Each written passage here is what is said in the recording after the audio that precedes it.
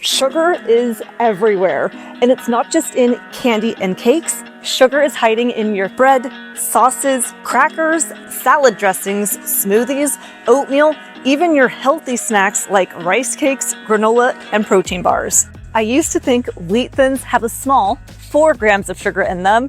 Like, that's not that big of a deal, just 4 grams. But wheat thins weren't the only source of sugar I was having in a day. And when we eat so many foods with sugar in them, this leads us to needing more and more because 1, our body isn't getting what it needs, protein, healthy fats, and micronutrients.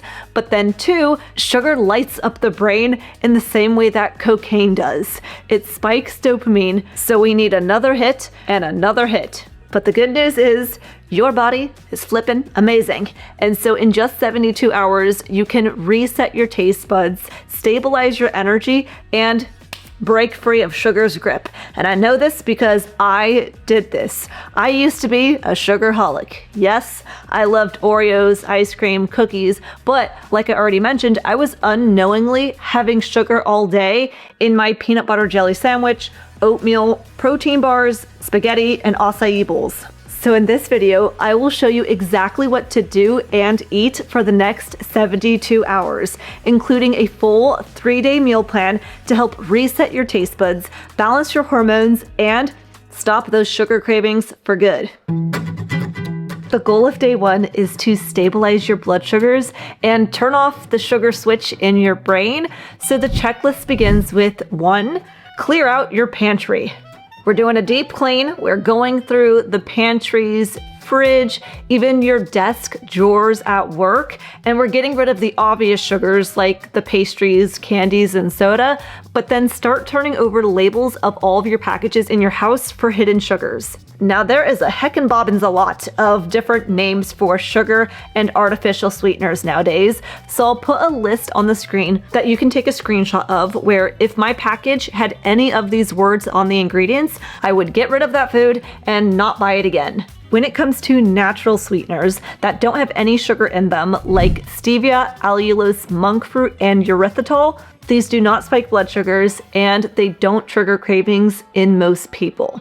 For example, with me, I used things like stevia to help me get off of the cookies, brownies, and ice cream. In fact, I still use stevia every day because, well, it's in my electrolytes, but also I find that if I have 0 sweetness, it actually makes me think about reaching out to grab more sweet things. I will have more cravings. I feel deprived. And I think when people feel deprived, they're less likely to continue eating healthy. When I first met my husband, he had told me that he had lost 50 pounds. And I was like, whoa, that's crazy. That's very impressive. But how did you get off of dessert? And he always tells me that I eat dessert every day. I have a chocolate protein shake sweetened with stevia. I have a watermelon electrolyte drink. I put cinnamon collagen in my yogurt. And so he says that he's having dessert all day, which makes him not feel deprived. So it makes it easier to eat healthy when you're enjoying what you're eating. That said, everyone is different, and I've definitely met people who they find when they have even the natural sweeteners like stevia, monk fruit, allulose, and erythritol, they say that sweet taste triggers them to want to go and seek out more sweet things. And before they know it, they've eaten a whole sleeve full of Chips Ahoy cookies. So it really depends on the person. Some people, when they have natural sweeteners, it helps kill their sugar cravings, helps them not feel deprived, and helps them continue to eat healthy. Other people, when they have natural sweeteners, it triggers them to want to have more sweet things. And so I would do an experiment, see which bucket of people you fall into, and then use or avoid the natural sweeteners depending on what's going to help you continue eating healthy. All right, now that we have removed the sugary foods from our home, we are going to stock up on whole foods, meaning meat, fish, eggs, dairy, fruits, nuts, and veggies. Now, my little secret is protein is going to be the thing that fills someone up. There's actually studies that show humans will continue to eat, continue to look for food until they've had enough protein for the day. So if you've ever felt like you just can't stop snacking and munching and grazing throughout the day, let's hit it with the protein. Also, I created a free protein cheat sheet that you can download, save, use. I send it out on Saturdays to your email. So just add your email to my newsletter in the video description, and then you'll see it on Saturday. So like I said, you want to stock up on whole foods, and that might mean fruits, nuts, and veggies for some people, but really the protein part is the non-negotiable. Like if someone wants a chicken salad, that's okay, but the chicken part is the part I'm going to eat first, as it's the most nutrient-dense, protein-packed part, and to me, it's really the only part that matters. Some people, they have this whole plate of food, of side dishes, coleslaw, green beans, mashed potatoes, and the tiniest little itty bitty piece of chicken on their plate. We want to reverse that. We want chicken, salmon, eggs, beef to be the majority of the plate, and the side dishes, you know, you can take it or leave it. Next thing on our day one agenda is to hydrate, hydrate, hydrate. Cravings can actually be dehydration or low electrolytes in disguise. There have been so many times where I have felt hungry and I've eaten plenty of food, and then I remember that I barely drank any water all day, and so I have some water, it fills me up, and then I realize I wasn't actually hungry for food, I was just dehydrated. So a good rule of thumb is to have half your body weight in ounces of water a day, and then adding a pinch of salt, potassium, and magnesium to keep your brain and muscles happy. I add electrolytes to my water each day. I use a brand called Element because it's a really clean ingredient brand with no artificial colors, no artificial food dyes, and they do use stevia to naturally sweeten their electrolytes. For those who may be more triggered by that sweet taste of stevia, they also do offer a raw, unflavored packet. Personally, I like the flavored ones more. I like the raspberry and watermelon. My husband likes the citrus salt, and we just take a packet, rip it open, put it in our water. It tastes great, and they've helped me in the past when I struggled with eye twitching and muscle cramping, and these electrolytes have helped my family with their heart palpitations, leg cramps, fatigue, headaches, and low energy. If you'd like to check out Element, they are today's video sponsor, and you can get 8 free packets of Element's most popular flavor with any order by going to drinkelement.com/LillieKane, or you can get those 8 free packets by going to the link in the video description. For the day one meal plan, for breakfast, I would have eggs cooked in butter with bacon, an apple, and maybe a protein shake if you need something quick to take on the go.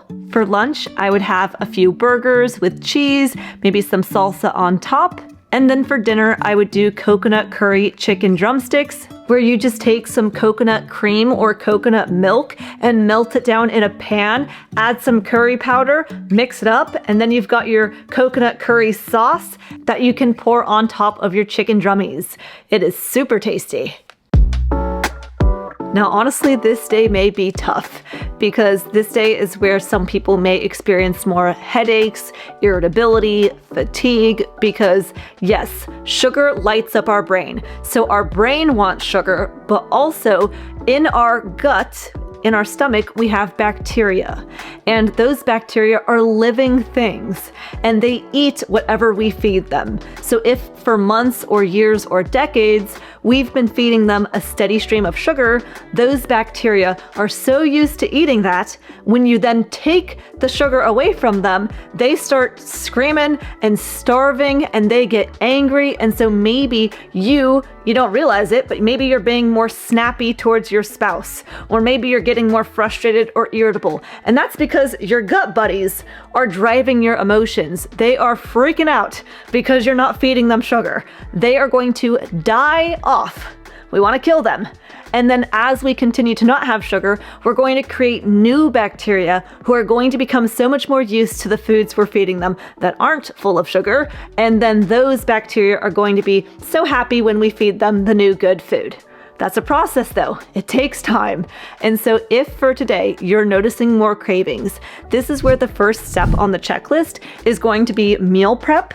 Because when those cravings hit, or you start feeling more agitated or irritable, Hey, no worries, we've got food ready to go. We've got hard-boiled eggs, string cheese, beef jerky, sardine cans, yum yum. We've got ground beef we've already pre-made, so ground beef is sitting, cooked, ready in the fridge, grab and go. And so therefore, if you're feeling like, I'm having a moment, no worries, we've got food ready to go. Next up is to move your body.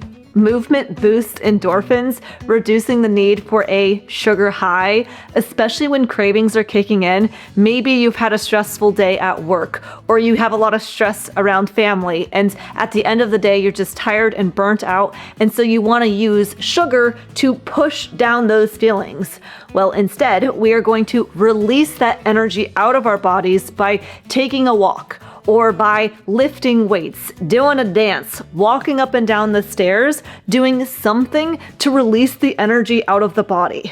The last thing I do on day 2 is journal for 5 minutes your why. Why are you doing this? Why are you eliminating sugar? Why are you spending all this time and effort and willpower to not have the sugar?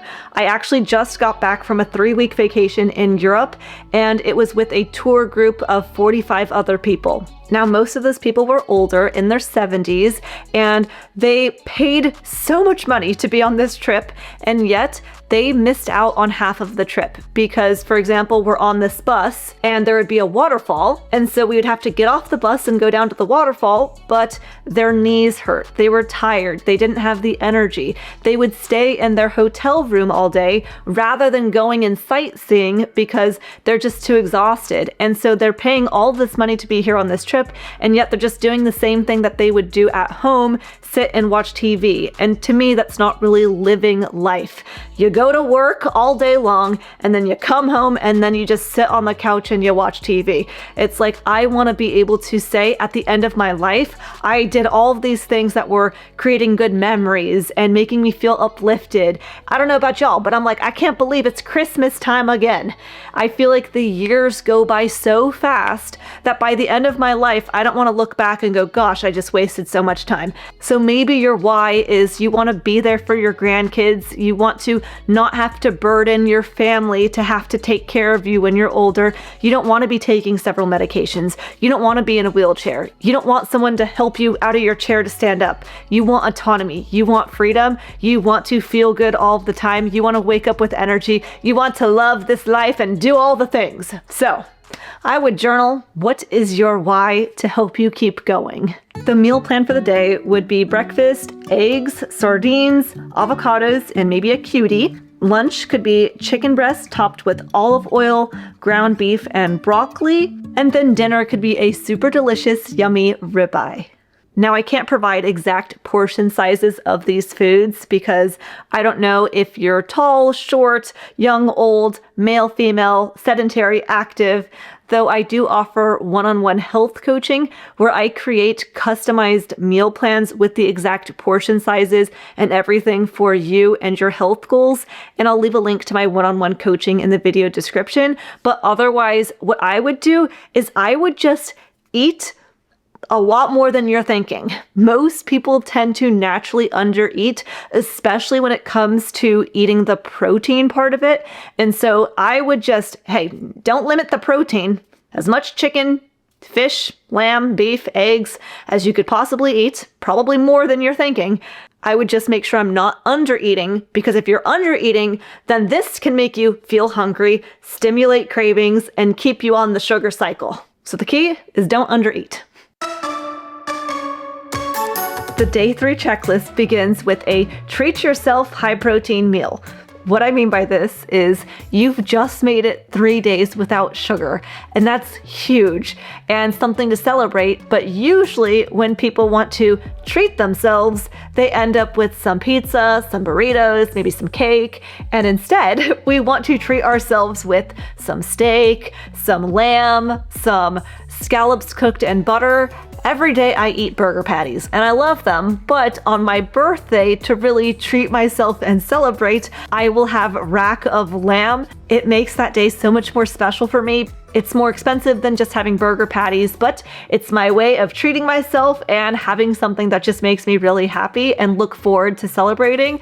And so similarly, maybe the first 2 days of this sugar detox, you have been finding the meals are a little bit more bland or not something you're looking forward to as much.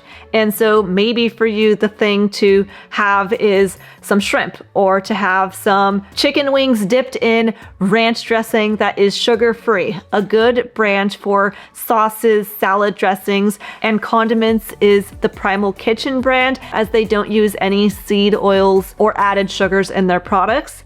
I know I probably sound a little bit lame, but for me, like adding artichoke hearts to my beef just makes it taste that much more special. And so again, I would just find a way to treat yourself today, but in a way that is healthy. The next step is to plan for tomorrow. I'd be making a grocery list. I would be starting to meal prep, look through my fridge, see what meals am I going to have for the rest of the week. Can I make a crock pot meal that's going to make a ton of food, last me several days? I can pack this up and take it to work. I would batch cook so I have a lot of food and there's always something in the fridge ready to go for me to grab and eat. And the last thing I would do is reflect and commit. Meaning I would think about what were the things this past few days that were super easy and what were the things that were a little bit more challenging. For the easy stuff, great, keep doing it. You just figured it out. You're like, yes, hard-boiled eggs are easy for me. I'm always taking that to work. Great, let's keep doing the easy stuff. With the speed bumps that we came across, now let's spend the time to strategize and think about how can I make these things in the easy category. Maybe you found you were making meals for yourself and for your kids, 2 separate meals. Well, that don't seem too easy to me. So maybe can we merge the meals where my kids will still enjoy having some yummy coconut curry chicken, so everyone in the family is going to eat the same thing. Maybe you found it hard to take steak to work because you had to bring a fork and a knife and do a lot of cutting and chewing, and it took a lot more time. And so you're not going to bring steak to work. You're going to bring ground beef. That's a lot more simple. So look at the things that were harder and then reflect, how can I strategize and make those things easier? The day 3 meal plan could have a breakfast of eggs, ground beef, and cuties, lunch of some salmon, ghee, some Brussels sprouts. Dinner could be meat skewers, where you alternate steak, shrimp, and chicken on a skewer, and then top it off with some melted butter. That's my kind of treat yourself meal up a her. And also, I know that people love bread or tortillas or soda or chocolate or ice cream, and there are healthier ways to enjoy those foods. So what I did is I went to the grocery store and I found 10 healthy alternatives to the most popular foods that people love, like pasta, pizza, ice cream, and I'll link that video right here and in the video description. Don't be silly, subscribe to Lillie, and I'll see you soon.